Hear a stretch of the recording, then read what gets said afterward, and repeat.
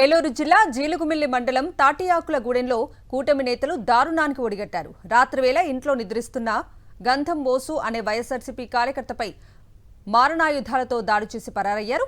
రక్తపు మడుగులో కొన ఊపిరితో కొట్టుమిట్టాడుతున్న బాధితుణ్ణి తెల్లవారుజామున కుటుంబీకులు గమనించి వెంటనే ఆసుపత్రికి తరలించారు. దాడిలో మెదడు తీవ్రంగా దెబ్బతిందని, వెంటనే ఆపరేషన్ చేస్తే తప్ప బతకటం కష్టమని వైద్యులు చెప్పడంతో బాధితుడి కుటుంబ సభ్యులు కన్నీరు మున్నీరవుతున్నారు. ఇటీవల గ్రామంలోని కూటమి నేతలకు వైఎస్ఆర్సీపీ కార్యకర్త గంధం బోస్కు మధ్య వివాదం తలెత్తింది.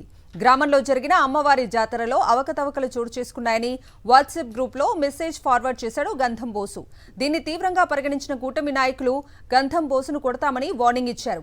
ఎమ్మెల్యేని కామెంట్ చేశావని, నువ్వు అయిపోయావంటూ టీడీపీ నాయకులు చిర్రి బాలరాజు, చిర్రి వెంకటేశ్వరరావుతో పాటు మరికొందరు బెదిరింపులకు పాల్పడ్డారు. ఈ క్రమంలోనే రాత్రి ఇంట్లో నిద్రిస్తున్న గంధం బోసుపై దాడి జరిగిందని బాధితుడి కుటుంబీకులు తెలిపారు. పడిపోయి పిల్లల్ని ఎట్లా కొడతాంటే అమ్మ డాడీ అని నన్ను కొడతాడు, డాడీ చెయ్యని పెడతాడు కొంచెం చూడని అంటే నేను లెగ్స్ చూస్తాను. తడిగుంటాం ఏంట్రా, బురద చూడమ్మా అంటే బురద ఎందుకుంటుందా డాడీకి అని చెప్పేసి నేను గర్భ లెగ్స్ లైట్ వేసి చూస్తూ వండి నిండా నిద్ర అసలు స్లో లేదు, ఏం లేదు, బురద పెట్టేస్తున్నా. ప్రస్తుతం అశ్వరావుపేట ఆసుపత్రిలో చికిత్స పొందుతున్న గంధం బోసు పరిస్థితి విషమంగా ఉంది. తలకు బలమైన గాయాలు కావడంతో మెదడు దెబ్బతిందని, ఆపరేషన్ చేయాల్సిన అవసరం ఉందని వైద్యులు చెబుతున్నారు. ఈ పరిస్థితుల్లో బాధితుడి కుటుంబీకులకు ఏం చెయ్యాలో దిక్కుతోచని పరిస్థితి నెలకొంది. దాడికి పాల్పడిన వారిపై ఆధారాలతో సహా పోలీసులకు ఫిర్యాదు చేశారు.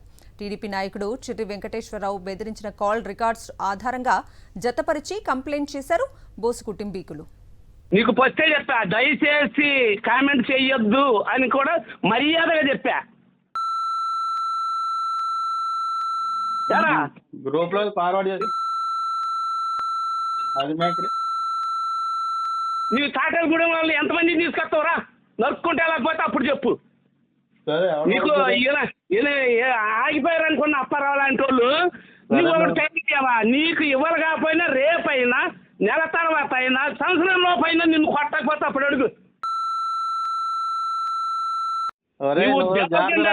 పెట్టింది మాటలు జారుతున్నా